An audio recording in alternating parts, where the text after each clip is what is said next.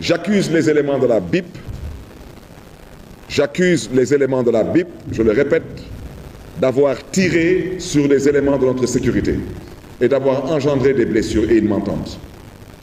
Et le procureur de la République aussi, au besoin, peut me convoquer pour cela, parce que les preuves sont là et les témoins sont là. J'accuse les éléments de la BIP d'avoir agressé les éléments de notre convoi, particulièrement les éléments de notre sécurité, avec une violence inouïe et une violence inacceptable. Seulement, je le répète une fois de plus, parce que le prince aurait, semble-t-il, dit que le ministre de l'Intérieur ne faisait pas son travail. Alors, faire votre travail, chers policiers, ce n'est pas de tirer sur d'honnêtes citoyens. Parce que vous détenez certes le monopole de la violence légale, mais cela ne veut pas dire que vous avez le droit de faire ce que vous voulez. Vous n'avez pas le droit de tirer sur d'honnêtes citoyens désarmés.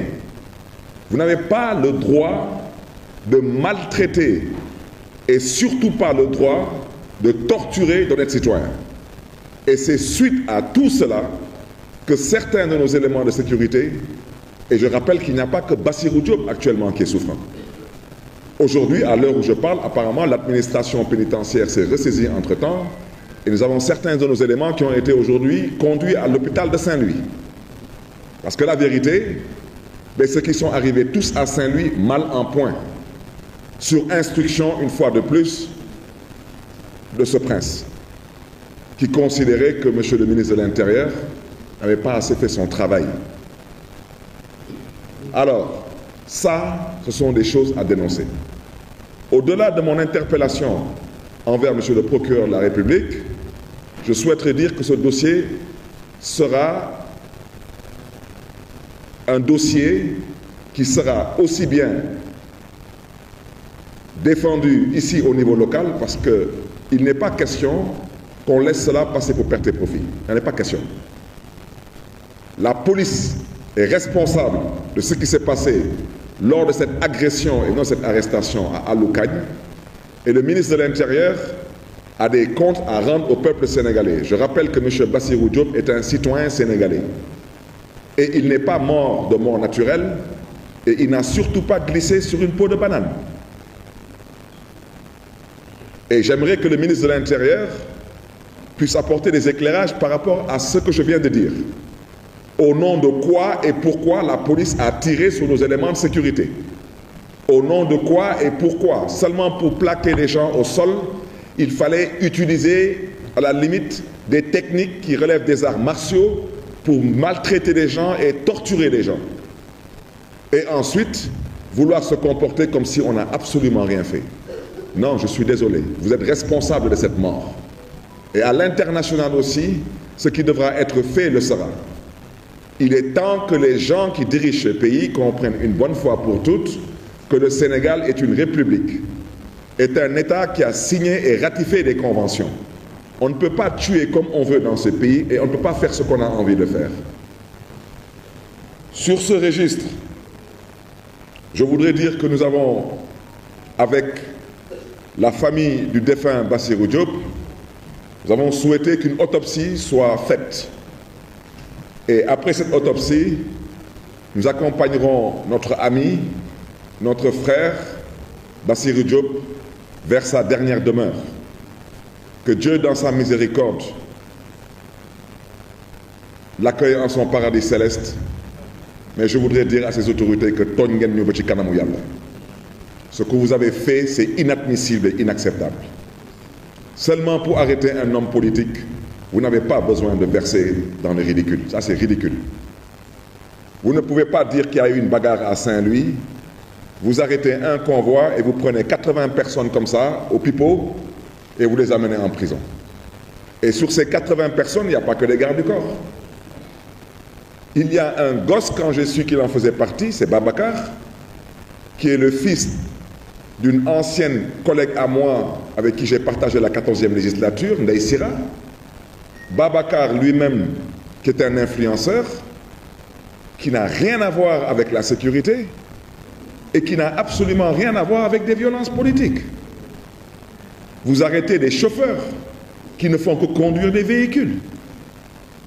Mais à un moment donné, il faut savoir raison garder et respecter l'intelligence des Sénégalais. Et pendant ce temps, c'est comme si le procureur de la République, il n'a pas vu ce qui s'est passé à Koungheul. Ça, il n'a pas vu. Il n'a pas vu les hommes armés avec des armes automatiques, des coupes-coupes et des machettes dans le convoi d'un candidat qui, semble-t-il, serait au pouvoir. Ça, il ne l'a pas vu, le procureur. Mais le procureur, il a vu le convoi de Barthélémy Diaz seulement sur la base d'accusations mensongères et faillacieuses. Que, semble-t-il, Barthélémy Diaz serait surarmé. Vous avez arrêté le convoi. Pendant 2 heures de temps, vous avez fouillé le convoi. Vous n'avez trouvé aucune arme à feu. Vous n'avez trouvé que du matériel de gardiennage. Qu'est-ce que vous allez expliquer aux Sénégalais maintenant? Et comment est-ce qu'on peut accepter de partir à un procès? Le procès, toutes les plaidoiries ont été entendues. Et le juge se permet de mettre en délibéré 1 mois et 4 jours plus tard pour un dossier qui est traité en flagrant délit. C'est scandaleux et c'est honteux pour la justice de ce pays. Et aujourd'hui, on nous demande d'avoir espoir en cette justice. On aimerait bien en avoir. Mais combien de Sénégalais aujourd'hui ont espoir en la justice de leur pays? On n'a malheureusement pas d'autre choix parce qu'on n'a pas ailleurs où partir. Mais à cette justice, nous avons tout de même le devoir et la responsabilité de les inviter à un peu plus de retenue. Soyez indépendants, soyez justes et dites le droit et rendez justice au nom du peuple sénégalais. Les 80 personnes qui sont à Saint-Louis n'ont rien à faire en prison.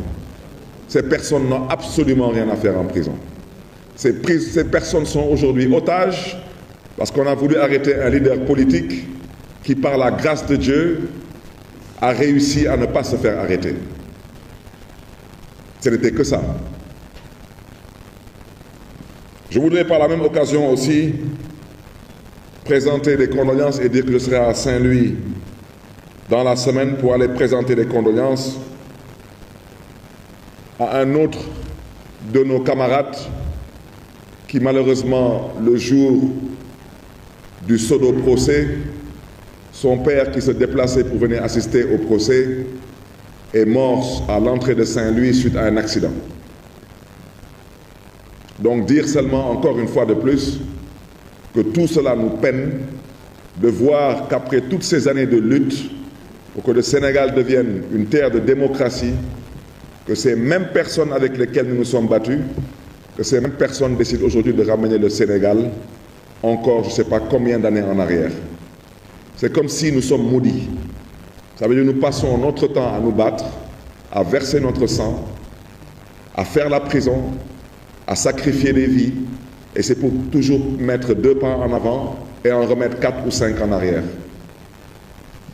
Vous me permettrez